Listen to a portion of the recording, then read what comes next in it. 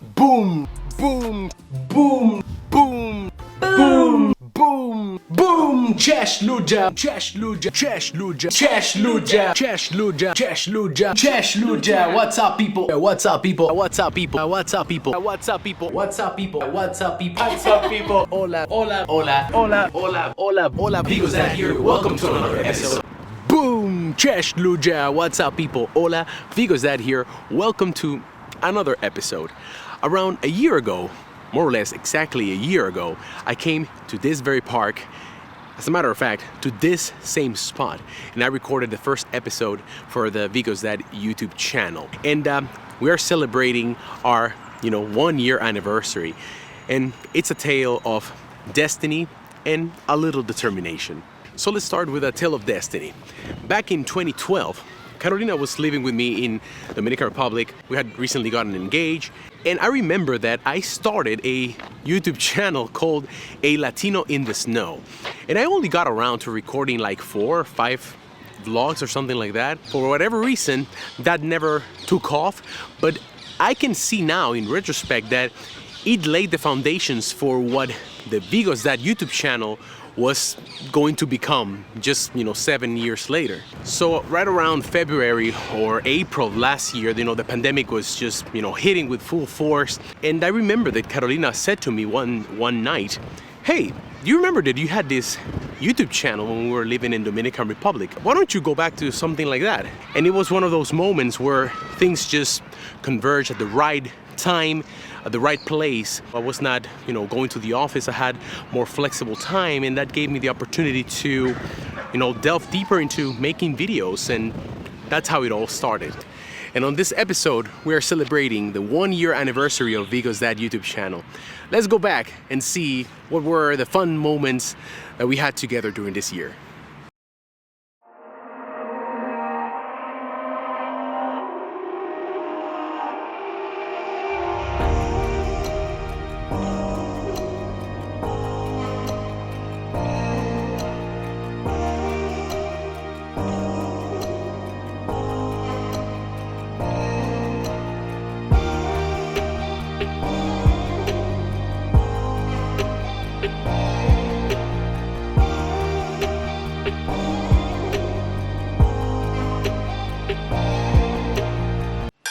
Na zdrowie!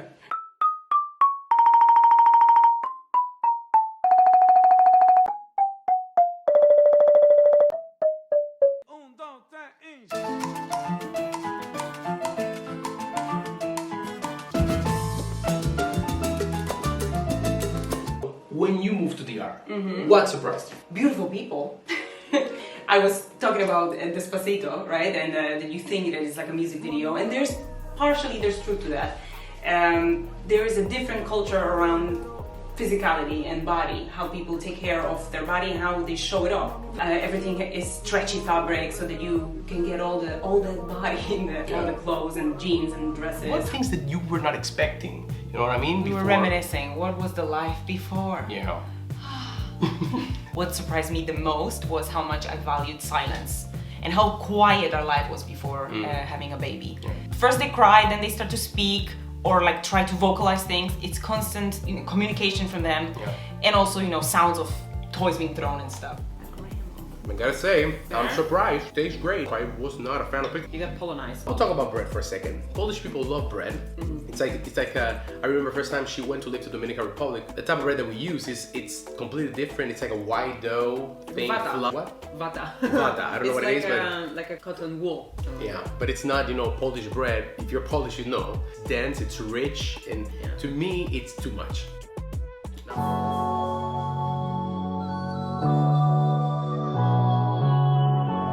We hate it when you don't listen to us.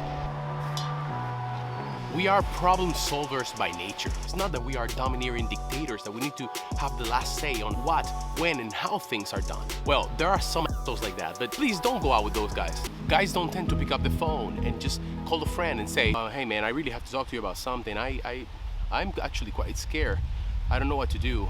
This doesn't happen almost at all. Another difference that comes to mind is a lot more homemade stuff that Polish mothers make. Your mom will tell you when you're a new mom that Hope you're not gonna buy food for him. it comes back to the culture of cooking a lot and making stuff at home a lot. I think it's just more common here because of that. The Dominican moms style their kids more. There's a lot more effort put into styling the kids. Like for example, you see a little baby that just born with earrings. That's actually sad to me. It is very widespread. It's just cultural. Like for example, we were in Dominican Republic now in Christmas, and every time we would go out, my mom would, be getting a little bit of gel or a little bit of oil to put on Vigo's hair, so that he goes out looking dandy. Yeah, I'm surprised they don't put perfume on babies. Okay. 100 lat, 100 lat, niech żyje nam. Jeszcze niech żyje nam.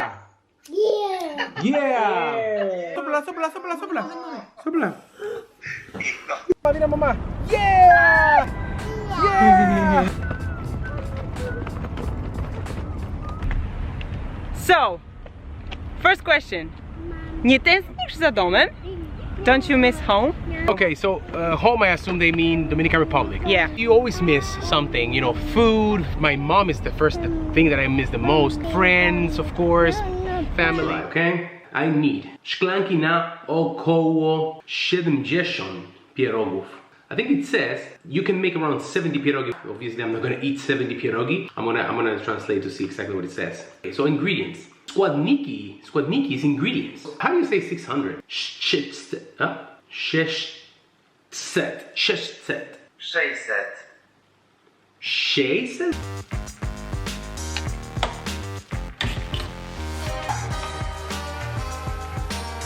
Kind of like what it feels when you eat them. Look at that.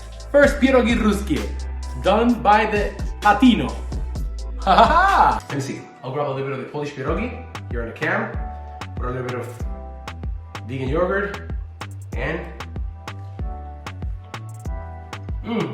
so good. But when I think about the things that you should not do in Poland, I think we need to go deeper. So come with me and let's see what are the real things that you should not do in Poland. If there's one thing that you're going to avoid doing on this list, this is the one. Don't refuse a babcia's offering. There's an art form to complaining in Poland. There are certain rules that you have to adhere to. There's nothing more irritating to a Pole than someone that comes off as overtly happy and just overall fake. Your friend had a terrible day at job, we're in the middle of the pandemic, their son is sick. The last thing you should say to them is "Będzie dobrze, jutro jest nowy dzień." Oh, don't even try. Because this is incredible if you have not seen the news. Polish people, thousands of them, in different parts of the country are protesting. They're paralyzing the whole country so because they don't agree with the decision of a constitutional tribunal that voted, announced that the case when the fetus is so malformed that will not be able to survive or will live in a lot of suffering and will not be able to live independently. Okay. It's not a basis for abortion. So they are afraid that the law is going to be too totalitarian. They're going to be decided, things of a family, things of a mother, women's rights are going to be not decided by her. She's not going to be treated as an independent adult person. She's going to be treated as a child that has to be told what to do. So what is the definition of the word Latino?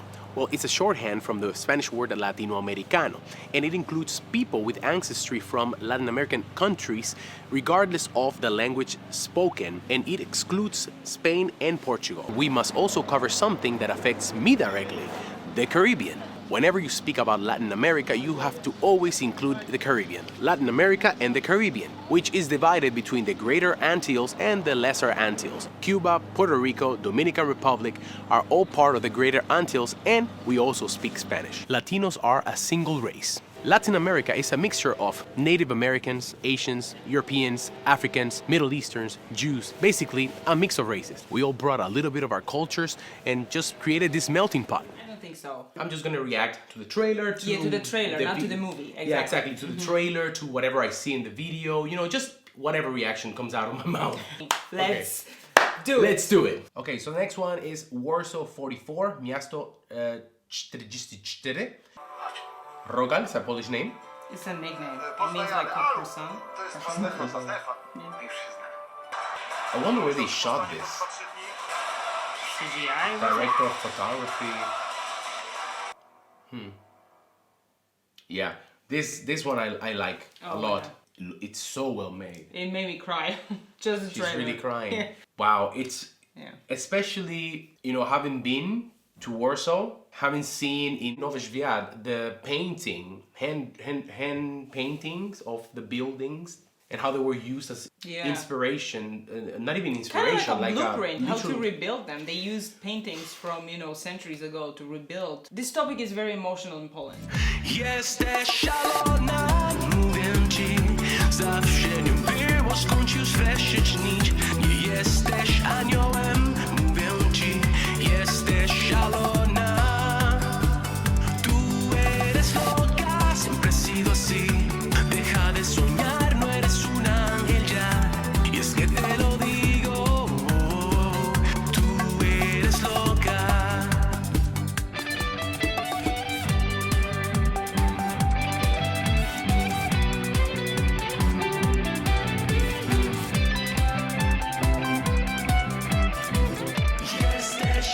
is we're gonna play a game called Me, Her, Him. It's all over the internet. Vigo drew it. It looks like if it was me. Who is the messiest? Okay, this requires some I am more forgetful than her, for Like sure. forgetting trash around and Trash around. boxes. For example, I unbox a pair of shoes and maybe the box is gonna stay here for, sorry, you what is know. the box called? Trash, isn't it? Who is more stubborn? Although I'm close behind her, I gotta admit, I can be a little stubborn. Yeah, a little bit. My mom would say. Who is the better cook? I love you. Thank you. She is. But you are not bad at all. It's just you cook less often. Yeah, I mean, But you are a very good cook. on the things that I cook, I think I'm good. I'm good at seasoning. Yeah, I you're very good. have a good seasoning hand. So without further ado, let's react to an animated history of Poland. This marks the beginning of the cultural distinction between Western and Eastern Europe. Got the map, Polska. Okay, this is the Golden Bull of Remini. It's a decree by Emperor Frederick II in Remini. It granted and confirmed the privilege of territorial conquest. 1364, the Congress of Kraków. This was a meeting of monarchs that were trying to propose an anti-Turkish crusade. 16th century. Oh, wonderful! Yeah, this is Mikołaj Kopernik, Nicholas Copernicus. He proposed a new model of the universe where the sun was the center of the universe, not the Earth. I'm sure he got a lot of shit for that. Gdzie masz kurtkę? If you're Polish, there's a very high chance that you've heard these phrases many times throughout your childhood. You might be even saying them to your kids. And that was very surprising to me, which is that Polish people are not that good with cold weather. I don't want to say that you overdress, but you do wear a lot of layers. I've discovered that Polish people don't like feeling cold. You're great at covering up using the right amount of winter gear, the right amount of layers, but the moment that your skin gets exposed, In a crowded room, friends with tired eyes. I'm hiding from you in your soul of eyes. My God, I thought you were someone to rely on. Me, I was a shoulder to cry on. A face on a lover with the fire in his heart. A man undercover with you tore me apart. Ooh, now you find a real love, you never fool me again. try telling a Latina mom that you're moving out of the house, you know, to live with some friends. A mudarte solo. ¿Con quién? ¿Y para qué? Pero aquí tú tienes todo lo que tú necesitas, mi hijo. In Europe, it's completely the opposite. You are encouraged to move out on your own. You know, get some friends, rent a flat, and start your adventures. Hi, I'm Vigo's dad, and I don't want to be a bad dad.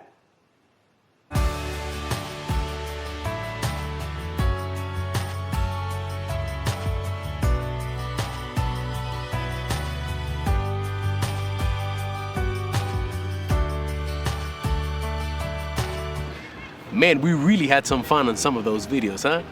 Guys, from the bottom of my heart, I want to thank you because building a YouTube channel is not an easy thing, let alone a YouTube channel that is not particularly specialized on anything. You know, it's a, multicultural base, but I cover topics on relationships, on parenting, on, traveling, on cultures. And yeah, you guys have embraced the content, you comment, you like the videos, you share the videos with your friends, your families. So to wrap this up, guys, thank you very much. And let's go for another year, okay? Once again, thank you for your support. Adios.